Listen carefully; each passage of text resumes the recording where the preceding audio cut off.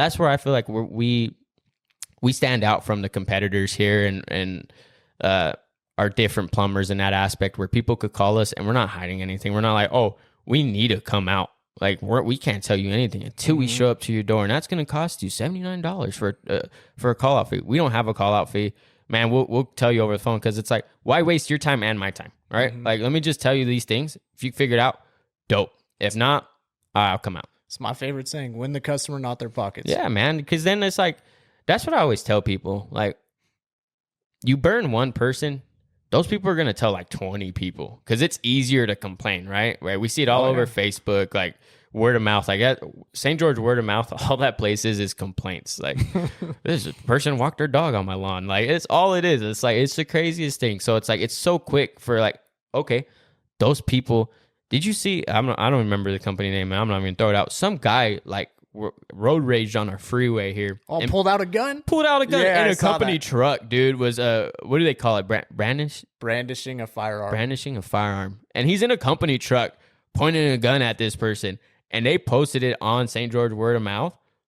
Dude, how many people liked it? There was like 500 likes on it, like 400 comments on it. And I'm like, dude, like so quick. And now that business is known for that, right?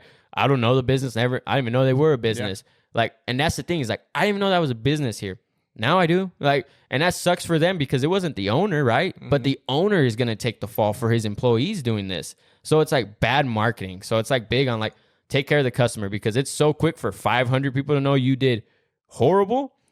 Or if you do well, maybe 5 people find out, because less likely people share you doing a good job. But it's better than having the bad reviews. Right? Yeah, absolutely. So I think the next biggest thing that customers call for, that's simple anyways, is my faucet doesn't work, or it's leaking, or not leaking, but it's draining slow out of the faucet, or my shower head is, it's all calcium buildup and the water's dripping out slow and I can't take a shower. What do you do in that situation?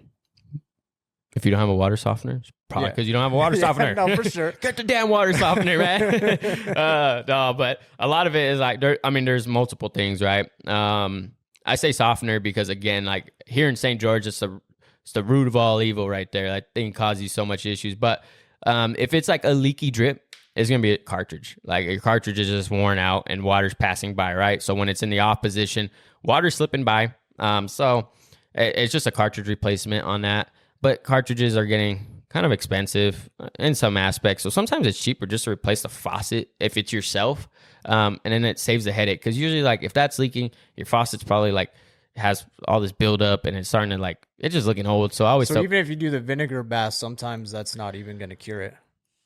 On the outside, like, you know what I mean? Like, it will to an extent, but like sometimes it's just damaged. Like your faucet looks ugly, right? So if you care about the look of things, like I'm like, well, you're almost going to pay for the faucet again, the cartridges. So you might as well just buy a new faucet and throw it in, So, but with it, like if it's leaking, right? If it's dripping, it's cartridges. So you could go buy the cartridge and just replace it, right? Shut off the valves underneath the sinks if you've exercised your valves like you're supposed to. If you shut those off, it should shut the water off to that faucet, and then you could take out where the handle's at and pull that cartridge out. But if it's just like it's slow flow, usually you have an aerator under where your faucet's at, where the screen's at. If you pull that out, usually there's just calcium buildup in there. So you just clean that out. If it's either you could just rinse it out, or if it's hard, you just put it in vinegar, let it soak, or CLR. So like same thing with the shower heads, right? Yeah, shower heads too. They have flow restrictors and aerators now. Everything's like they want it to be low, like less water being used. So they have all these filters and restrictions in them to slow down the water consumption. So usually they're just filled with calcium, a lot of sediment buildup. So it's just cleaning them out, staying on top of it. But again, like I say, a softener is going to solve a lot of that. Like if you stay on top of, like, if you have a softener, that's the thing too, is like people are like, oh, I don't like the slimy feeling. There's potassium. There's other ways to use it. Like we'll talk a little bit on softeners next time, a little bit more on it and get into detail, with softener, water quality control and stuff like that. But for this one, it's, just a softener would be a great idea. And so, if you want to know more about it on the next episode, you'll hear about it. We'll dive into that, the terminologies and a lot more of the education really hard on the next one, because there's a lot to it for sure. When it comes to, there's another call that I find very common is, I think my water pressure is bad. Now, there's a way the customers can check that, right?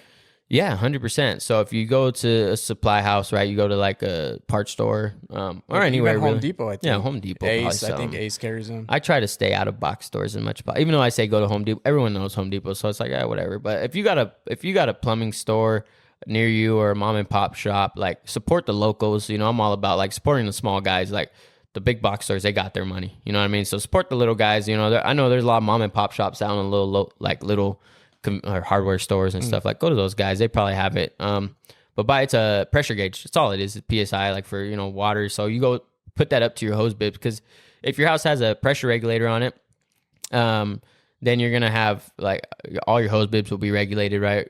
So you go hook up that pressure gauge to your hose bib, and if it's reading super low, right? If it was high at one point, like just yesterday I was showering and all my faucets felt good, but today I woke up and I just have like no flow out of my house. Most likely it's gonna be that your pressure regulator has failed on you anyways. But you could go check at your hose bib with that pressure gauge and see what it's reading at. Usually it should be about 50 to about 70 psi. That's a safe range. You could go up to about 75, but I always tell people like that, again, preference, right? For me, I'm like, don't go above 70. Because that's a lot of pressure anyways. You don't need that much, So if it's reading lower than 50, see if you could adjust your pressure regulator. Like, because if it's always been low flow, try to adjust it first. If it just like overnight was low and that's all your fixtures, it's probably your regulator, which is going to be where your main shutoff is, which in most houses is going to be next to your water heater. So you'll have, it just looks like a big cone, like a big cone shape. So usually that just needs to be replaced. That's the starting point. Like either they have the adjustment on it, you could adjust it, or if that doesn't work, then it's just a replacement. And usually again, like homeowners could do that too. There's a shutoff valve, and then usually there's unions on it. Like you just bust those unions, you go buy the same screws on, screws off.